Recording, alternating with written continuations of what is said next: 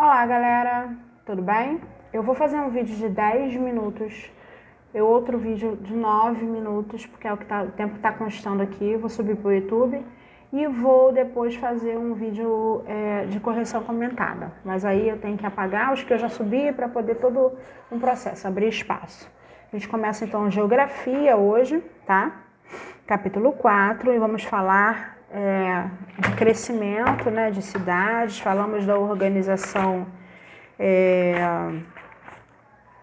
das diferenças sociais, das desigualdades. Deixa eu só abrir aqui o capítulo 4 de geografia.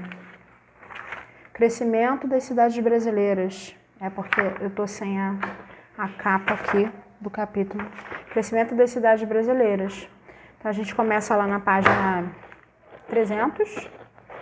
Vamos lá, todo mundo? Página 300. Sim. Já pegaram o livro? Já abriram? Página 300. Vamos lá?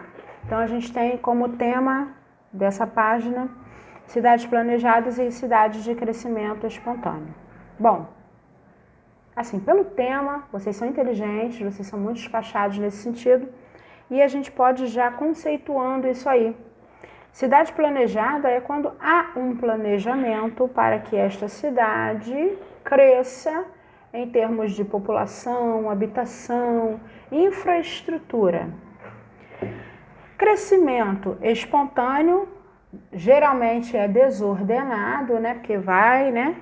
É um crescimento que não depende muito da infraestrutura, ou seja, vai crescendo, as pessoas vão, né, reproduzindo, perpetuando espécie, e construindo moradias e construindo casas. Então, essa página 300 e a página 301, ela está dizendo exatamente isso, né? Vamos lá no segundo parágrafo da página 301, que a gente lê assim, olha: a maioria das cidades brasileiras surgiu e cresceu sem planejamento. As áreas foram sendo ocupadas, abriram-se ruas e aos poucos ampliou-se a rede de infraestrutura e de serviços básicos, como educação e saúde.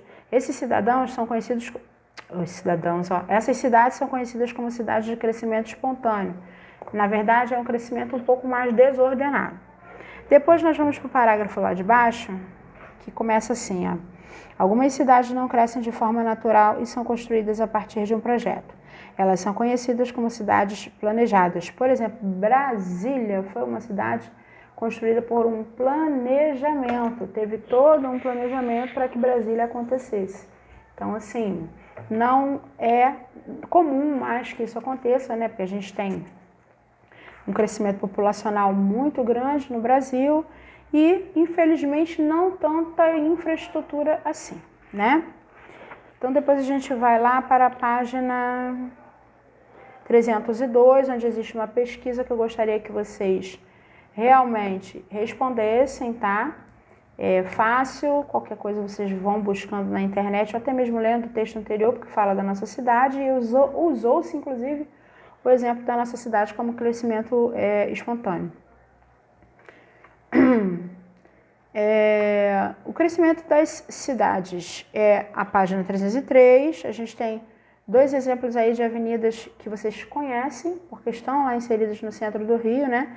Inclusive é uma avenida muito bonita, né? Um pessoal assim, um centro de trabalho muito bacana. Avenida Rio Branco na década de 30 e agora em 2012, tá? Então vocês vão comparar essas imagens e vão responder as questões. O Acredite Se Quiser fala das primeiras cidades do Brasil, né? Que foram as primeiras vilas. Isso muito é estudo de história, vocês estão sabendo disso já, né?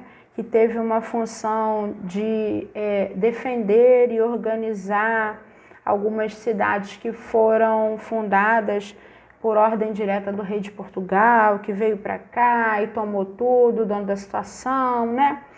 E as primeiras cidades brasileiras, vocês se lembram do Tratado de Tordesilhas, se eu não me engano, é isso mesmo. Salvador, São Sebastião do Rio de Janeiro, Paraíba, São Cristóvão, Natal, Belém, e foram as primeiras cidades. Salvador, inclusive, foi a capital do Brasil, porque o crescimento lá em Salvador se deu inicialmente antes de todos os outros crescimentos das outras cidades, entendeu? Então, esses 2 textinhos vocês vão fazer a leitura, interpretar e responder essas questões. E perceber que o crescimento lá de Salvador aconteceu devido a ele ter sido capital da colônia portuguesa na época do Brasil colonial, tá bom? Vamos virar a página. Ainda falando do crescimento do Brasil no Brasil colonial, cultivavam-se cana-de-açúcar, logo depois apareceu o cultivo do café, que foi Ai, meu Deus! O celular caiu. Que foi um marco determinante para o crescimento das metrópoles, porque o café ele se expandiu para outros estados, para outros lugares. Eu acredito que vocês já estudaram o Império do Café, lá em História, e vão perceber isso aí, tá? Na página 307, nós temos um gráfico que fala sobre êxodo rural. Primeiro, êxodo. Êxodo é saída. Saída rural, saída do campo para a cidade. Por que isso acontece de forma muito habitual ainda, muito constante? É comum que isso ainda aconteça, porque as pessoas que vivem nos seus setores rurais, nem sempre elas têm uma grande ajuda financeira, né? Às vezes elas trabalham muito mais do que os seus salários querem dizer, na verdade. Então, elas buscam as grandes cidades, os grandes centros urbanos, para poder se estabelecer e melhorar o modo de vida. Só que tudo isso exige uma infraestrutura pessoal também, né? Porque são pessoas que vêm algumas, né? Hoje até que não tanto, mas elas vêm sem conhecimento algum. Então, assim, chegam aqui, às vezes, colocam para fazer funções, né? Que são bem adequadas às pessoas que não têm um nível de conhecimento cultural, educacional ainda, e acabam ganhando também baixos salários e não tendo uma vida também tão maravilhosa assim como eles idealizaram, né? Depois a gente parte para a transformação das paisagens das grandes cidades. Nós temos aqui no capítulo, na página 308, o seguinte parágrafo: conforme vão crescendo, as cidades vão mudando.